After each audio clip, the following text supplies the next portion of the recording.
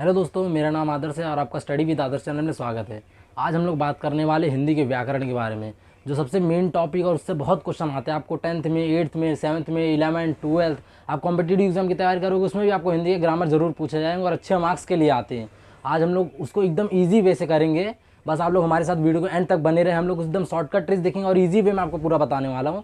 ये नहीं पूरा बताऊंगा सबका एकदम डेफिनेशन बताऊंगा, उसके बाद 10-10 एग्जाम्पल दूंगा। आपको एकदम शॉर्टकट ट्रिक्स बताऊंगा कि आपको एक बार में कैसे याद हो जाए।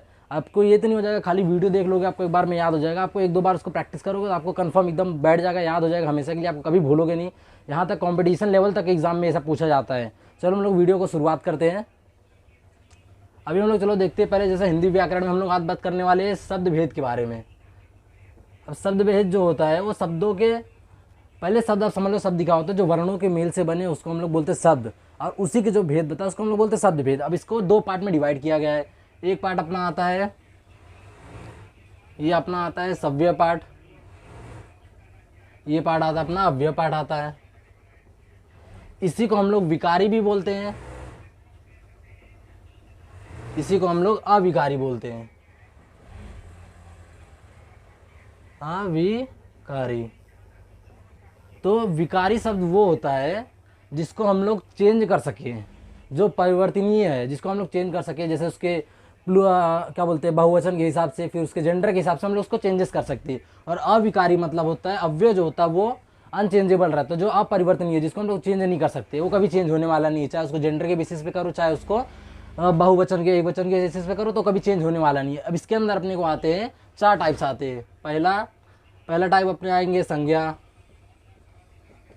दूसरा आएंगे सर्वनाम,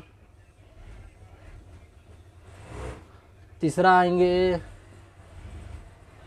विशेषण,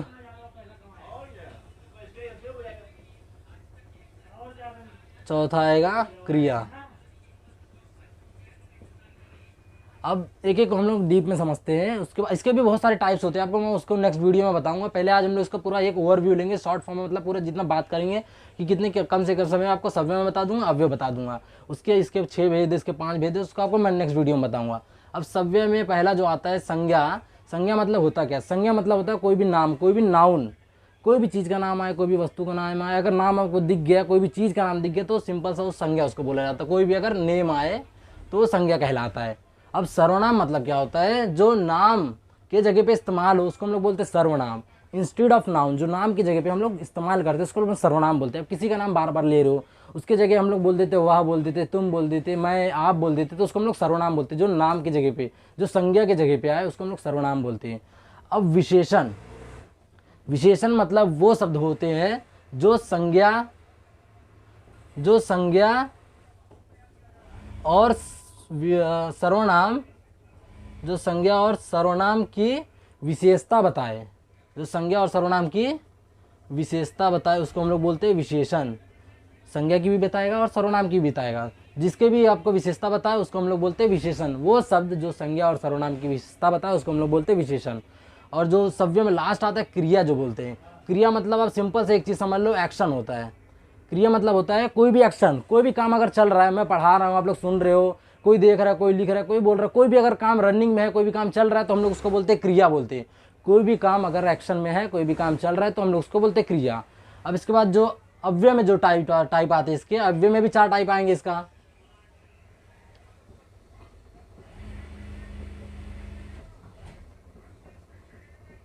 क्रिया विशेषण,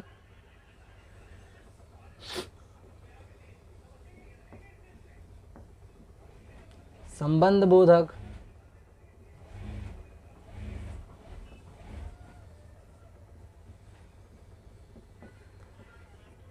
समुच्चय बोधक, एंड लास्ट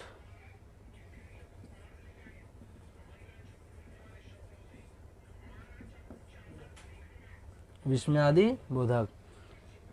अभी हम लोग को सव्य समझ गया, सव्य होता क्या है, संज्ञा समझ गया, सर्वनाम समझ गया, विशेषण समझ गया, क्रिया समझ गया। अब हम लोग बात करने वाले हैं अव्यय के बारे में। अव्यय में जो 4 टाइप्स आते हैं, क्रिया विशेषण, संबंध बोधक, समुच्चय बोधक, विस्मयादि बोधक। अब हम लोग इसके बारे में बात करने वाले। क्रिया विशेषण मतलब अभी आपने समझा, यहाँ पे विशेषण मतलब क्या होता है, जो संज्ञा और सर्वनाम की विशेषता बताए हम लोग उसको बोलते हैं विशेषण। अब क्रिया विशेषण मतलब क्या होता है, साफ साफ इसको वर्ड को पकड़ो, क्रिया और विशेषण। क्रिया मतलब होता है एक्शन, विशेषण मतलब होता है क्वालिटी, जो क्रिया की विशेषता बताए, जो क्रिया की विशेषता बताए उसको हम लोग बोलते हैं क्रिया विशेषण अव्यय। जैसे अब समझ लो मैं पढ़ा रहा हूँ, तो पढ़ा रहा हूँ जिसके अंदर पढ़ाना एक क्रिया हो गया। अब मैं बोल रहा हूँ मैं धीरे धीरे पढ़ा रहा हूँ या फिर मैं तेज़ी से पढ़ा रहा हूँ, तो मेरा पढ़ाने का काम कैसे चल रहा है, तेज़ी से चल रहा है फिर धीरे धीरे चल रहा है, तो उसकी मैं विशेषता बता दिया कि मेरा काम कैसे चल रहा है, तो उसको हम लोग बोलते हैं क्रिया विशेषण। क्रिया विशेषण मतलब होता है जो क्रिया की विशेषता बताए उसको हम लोग बोलते हैं क्रिया विशेषण अव्यय। उसके बाद संबंध बोधक अव्यय। आप पहले इसको संबंध को वर्ड को पकड़ो, आपको जो भी ग्रामर, हिंदी व्याकरण में जितना भी ग्रामर है, आप चाहे जो भी ग्रामर पढ़ लो, आप उसके वर्ड को पहले या फिर दूसरे वर्ड को आप पकड़ लोगे, उसका मीनिंग जान लोगे, आप पूरा ग्रामर समझ जाओगे, उसके बारे में उस चीज बताना क्या चाहता है।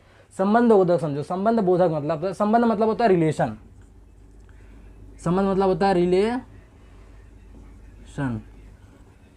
जो शब्द संज्ञा और सर्वनाम का दूसरे संज्ञा और सर्वनाम के साथ संबंध बनाए उसको हम लोग बोलते हैं संबंध बोधक अव्यय। जो संज्ञा सर्वनाम दूसरे संज्ञा सर्वनाम के साथ संबंध बनाए उसको हम लोग बोलते हैं संबंध बोधक अव्यय। उसके बाद समुच्चय बोधक अव्यय। समुच्चय बोधक अव्यय मतलब क्या होता है, जो एक वर्ड, जो एक पूरा वर्ड को या फिर एक सेंटेंस को जो जोड़े, लेकिन कंप्लीट रहना चाहिए, एक कंप्लीट वर्ड, एक कंप्लीट सेंटेंसेस को जो जोड़े उसको हम लोग बोलते हैं समुच्चय बोधक अव्यय। जो शब्द जोड़ता है हम लोग उसको बोलते हैं समुच्चय बोधक अव्यय। जो एक कंप्लीट सेंटेंस, एक कंप्लीट वर्ड्स को जोड़े उसको हम लोग बोलते हैं समुच्चय बोधक अव्यय। जो अपना लास्ट आता है विस्मयादि बोधक अव्यय, बहुत सिंपल सा है, आप इसको बहुत तरीके से पहचान सकते हो। पहली बात तो इसमें आपको बहुत हर्षवर्धक चीज़ें आएंगे, कोई दुख में रहेगा उसके दुख दिखाएंगे, हर्ष वाला आश्चर्यचकित वाले बातें रहेंगे, तो इसके अंदर विस्मयादि बोधक में ऐसे शब्द रहेंगे जो हर्ष दिखाए, आश्चर्यचकित बातें बताए, उसके अंदर आप उसको आराम से पहचान सकते हो। वहाँ पे एक्सक्लेमेटरी का जो सिंबल रहेगा आपको दिया रहेगा, विस्मयादि बोधक चिन्ह दिया रहेगा, तो आप इस हिसाब से जान सकते हो कि कौन सा अव्यय विस्मयादि बोधक अव्यय है, कौन सा अव्यय नहीं है। इसी के साथ हम लोग ये टॉपिक खत्म कर देते हैं। अब हम लोग नेक्स्ट वीडियो में हम लोग बात करने वाले हैं संज्ञा के बारे में, बात करने वाले संज्ञा के कितने टाइप्स होते हैं, कितने टाइप्स नहीं है, सर्वनाम के बारे में बात करने वाले, सर्वनाम में कितने भेद होते हैं, उसके बाद विशेषण के भेद के बारे में बात करेंगे, क्रिया के भेद के बारे में बात करेंगे, और भी बहुत सारी चीज़ें हम लोग उसको नेक्स्ट वीडियो में डिस्कस करने वाले हैं। आज के लिए वीडियो को इतना हम लोग खत्म करते हैं, और आप लोग से मैं एक ही निवेदन करना चाहता हूँ कि हमारे चैनल को सब्सक्राइब करें और हमारे वीडियोस को लाइक कर जितना हो सके आप उसको शेयर करें। धन्यवाद।